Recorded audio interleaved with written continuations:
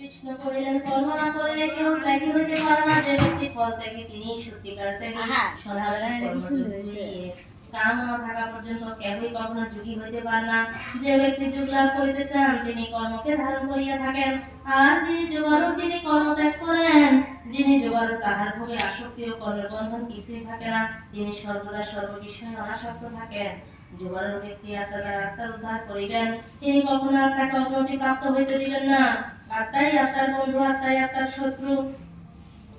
যে যোগী পুরুষার্থ জয়ী আত্মা তাহার বন্ধু, আর যাহার আত্মজ্ঞান নাই আত্মা তাহার শত্রু। যোগী পুরুষ সর্বদাই সংযমী ও উদার। শীত তাপ সুখ দুঃখ মান অপমানে তিনি বিচলিত হন না। যোগী ব্যক্তির মন জ্ঞান বিজ্ঞানে পরিতৃপ্ত থাকে, তাই তিনি স্বর্ণ ও লুস্ত্রকে সমজ্ঞান করেন।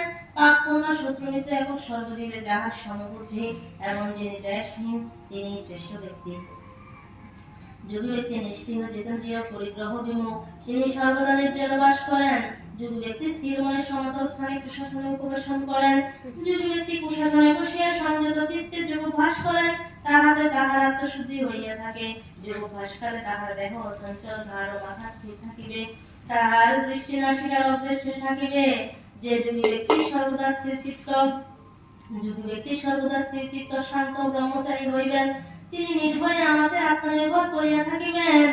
এইভাবে যোগ সাধনা করিয়া যিনি চিত্ত জয় করেন তাহা আমার মধ্যেই, এইভাবে যোগ সাধনা করিয়া যিনি চিত্ত জয় করেন তিনি আমার মধ্যে নির্বাণ শান্তি লাভ করেন। অতি আহার অতি অনাহার, অতি আহার অনাহার, অতি নিদ্রা বা অতি জাগরণ কোনটিতেই যোগ সাধনা হয় না। যিনি নিয়মিত ভোগী, নিয়মিত আহারে, নিয়মিত কর্মী, নিয়মিত চেষ্টাশীল এবং যাহার নিদ্রা ও জাগরণ নিয়মিত তাহার যোগ সাধনা হইয়া থাকে।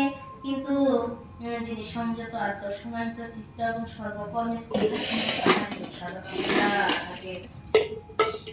যে স্থানে শান্ত বায়ু সেখানে যেমন প্রদীপ শান্ত থাকে, আত্মযুক্ত যোগীও সেরূপ সর্বদা সুস্থির থাকেন। যোগযুক্ত ব্যক্তি চিত্তরোধ করিয়া এবং শান্ত মনে আত্মদর্শন করিয়া আনন্দ লাভ করেন। আত্মদর্শন হইলে যোগীর মন স্থির হয় এবং সেই অপূর্ব অবস্থায় বাক্যাদিত কথাগুলি সুখ লাভ হইয়া থাকে। এই সুখ লাভ করিলে অন্য সকল সুখে তুচ্ছবোধ হয়, তখন অতিশয় দুঃখেও মন বিচলিত হয় না। এ অর্জুন, যে যুগে সুখ দুঃখের শেষ মাত্র নাই, তুমি সেই যুগ অভ্যাস করিবে। তুমি সমস্ত রকম কামনা ত্যাগ করিবে এবং ইন্দ্রিয়গণকে সংযত করিবে। বুদ্ধি স্থির করিয়া ধৈর্য ধারণ করো এবং চিন্তা শূন্য হইয়া মন সংযত করো। মন চঞ্চল সে নানা দিকে ধাবিত হয়, তাহাকে টানিয়া নিজের বশে আনিতে চেষ্টা করো। সেই যুগই রজগুণহীন এবং যাহার অন্তর প্রশান্ত, তিনি সমাধিজনিত সুখ লাভ করিয়া থাকেন। নিষ্পাপ যোগী এইভাবে ব্রহ্মানন্দ প্রাপ্ত হইয়া অনায়াসে সুখ লাভ করেন। যোগযুক্ত ব্যক্তি সর্বত্রই সমদর্শী হন, তিনি সর্বভূতে আত্মাকে এবং আত্মাকে সর্বভূত দেখিতে পান।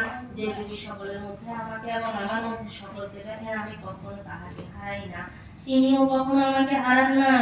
আমি সর্বভূতে বিরাজ করি, ইহা জানিয়া যে ব্যক্তি আমার ভজনা করে সে ব্যক্তি যেভাবে থাকুক না কেন আমার মধ্যেই বিরাজ করে। হে অর্জুন, তিনি সুখে দুঃখে সর্বজীবের সমদর্শী, তিনি যোগী শ্রেষ্ঠ। অর্জুন বলিলেন, যে যুগের কথা তুমি আমাকে এখন বলিলে আমার চঞ্চল মনে তাহা স্থায়ী হইতেছে না। হে কৃষ্ণ, বড়ই চঞ্চল আমার এই মন, বাতাসের মতো এই মনকে দমানো শক্ত। শ্রীকৃষ্ণ বললেন, হে অর্জুন, এই চঞ্চল দুর্জয় মনকে অভ্যাস ও বিবেকের দ্বারা বশে আনিতে হয়। অসংযত ব্যক্তির পক্ষে মনকে বশে আনা কঠিন, কিন্তু সংযমী ব্যক্তির পক্ষে মনকে জয় করা কঠিন নয়। অর্জুন বললেন, যোগারূঢ় ব্যক্তি যদি যোগভ্রষ্ট হন তবে তাহার গতি কি হয়? যোগারূঢ় ব্যক্তি যদি জ্ঞানের পথ ও কর্মের পথ হইতে ভ্রষ্ট হন তাহা হইলে তিনি কি ভিন্ন মেঘের মতো হে কৃষ্ণ, তুমি দয়া করে আমার এই সন্দেহ দূর করো। হে দয়াময়, তুমি ছাড়া আমার এই সন্দেহ আর কে দূর করিবে? শ্রীকৃষ্ণ বললেন, হে অর্জুন, যে ব্যক্তি শুভ কাজে রত হয় তাহার ইহলোকে এবং পরলোকে দুর্গতি হয় না।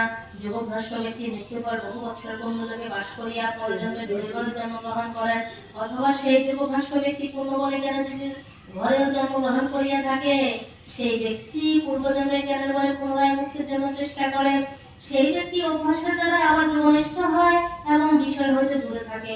এভাবে বহু জন্ম সাধন করিয়া তিনি পাপমুক্ত হইয়া সাধনায় সিদ্ধি লাভ করে মোক্ষ প্রাপ্ত হন। হে অর্জুন, যোগী ব্যক্তি মনে জ্ঞানী কর্মী অপেক্ষা বড়। অতএব তুমি যোগ অবলম্বন করো, যে মদ্গত চিত্ত হইয়া আমার সেবা করে আমি তাহাকে শ্রেষ্ঠ জীব বলিয়া মনে। ষষ্ঠ অধ্যায়ের সারসংক্ষেপ। ষষ্ঠ অধ্যায়ে অভ্যাস যোগ, ইহা কর্ম